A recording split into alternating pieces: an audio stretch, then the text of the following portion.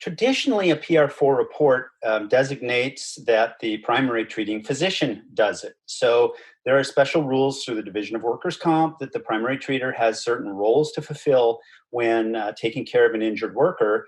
And just like they have to do a doctor's first report and a PR-2 report, they have to create a PR-4 report on every registered or what we call recordable injury that is filed with the carrier. Now, the PR-4 report, just to be clear, goes under several names. The most correct title is PR-4 report.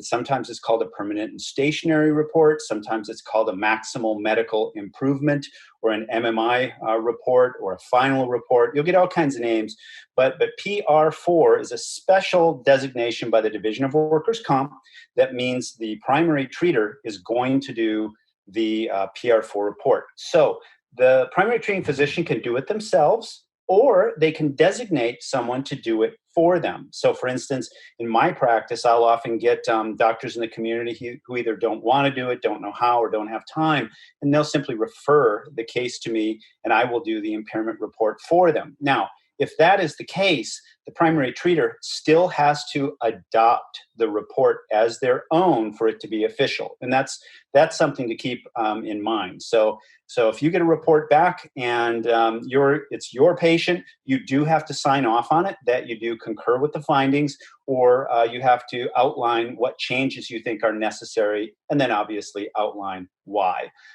Sometimes the primary treater doesn't have anyone in the network or know of anyone in the network to do it. And then these cases get referred on to the qualified medical evaluators at the state. The downside of that is it takes a long time to go through that system, often months.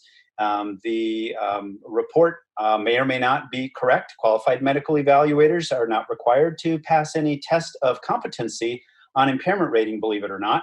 So their reports are not necessarily any better than a primary treating physician's report. But again, that's the main group of people working with these PR-4 reports. Now, one last thing that I'll say is that when a patient gets referred off, if they get referred off to the QME or qualified medical evaluator, the report is then called a medical legal report. It's not called a PR-4 report because it is not a primary treater or a direct network designate that is doing the report for the doctor.